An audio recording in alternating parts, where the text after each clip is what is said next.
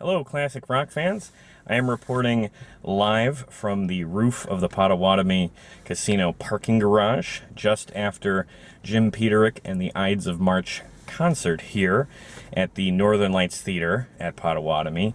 The Northern Lights Theater, for my money, is the best venue in Milwaukee to see a concert. Not a bad seat in the house. The acoustics are great.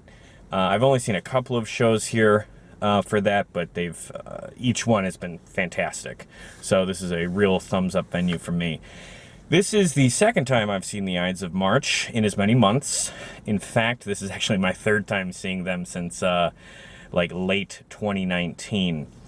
So the most recent stretch of concerts for me has been pretty Ides of March heavy.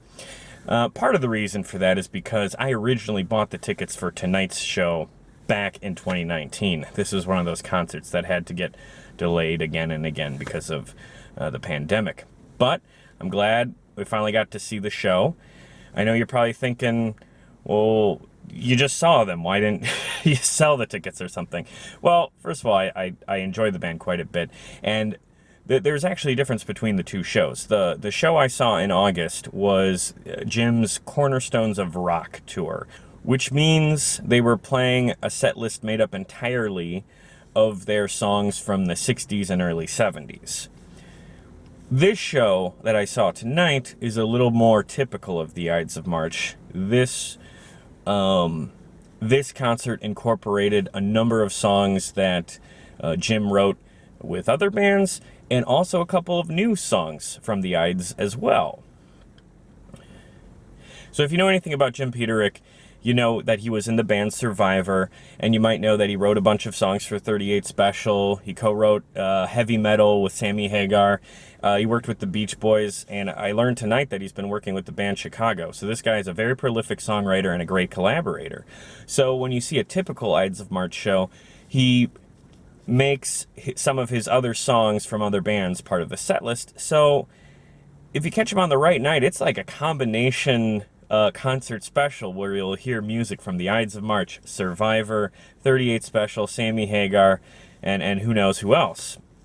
So that's what I was hoping for tonight, and that's what we got. He did 3 songs by Survivor, High on You, Search is Over, and of course I Have the Tiger. And then he did a medley of 38 Special's 3 best songs, all of which he co-wrote, Caught Up in You, Hold On Loosely, and Rockin' Into the Night. So that was fantastic for me. I love 38 Special, particularly those songs, and I'm a big fan of Survivor too, so this was a great show. It was very cool to hear them play a couple of new songs from the Ides, more recent songs. I believe at least one song that they wrote during the pandemic, so it'll be interesting to see when that one comes out. I know he has a collaboration project called Tigress with a bunch of female vocalists that is coming down the pipe.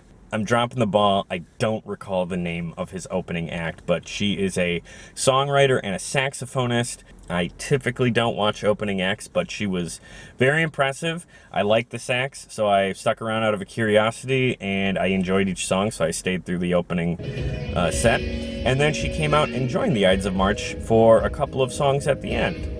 That was very cool to see. She is someone that Jim has written some songs with and recorded with as well, so it's very cool to see that partnership be performed live on stage. So I said it last month and I'll say it again, if the Ides of March come to your town, I recommend seeing them.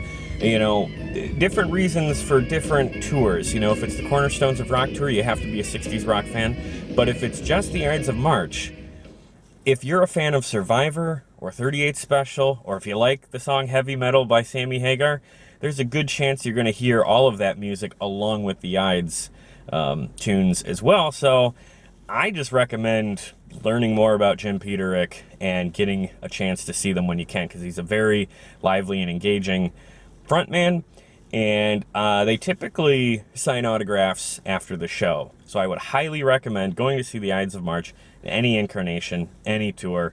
They're a very upbeat, positive, fun, family-friendly band if you want to see. So that's all I got for tonight. Not too many more concerts on the docket for this year for me. Really just the big one coming up is Genesis in 2 months, and I will definitely be reviewing that. So thanks for checking out this video. Please check out my social media links, Twitter and Facebook. Those are posted in the description below. And if you didn't know, I do a podcast about classic rock. So if you're a classic rock fan, you should give that a chance too. Okay, with that, have a good night. Keep rocking.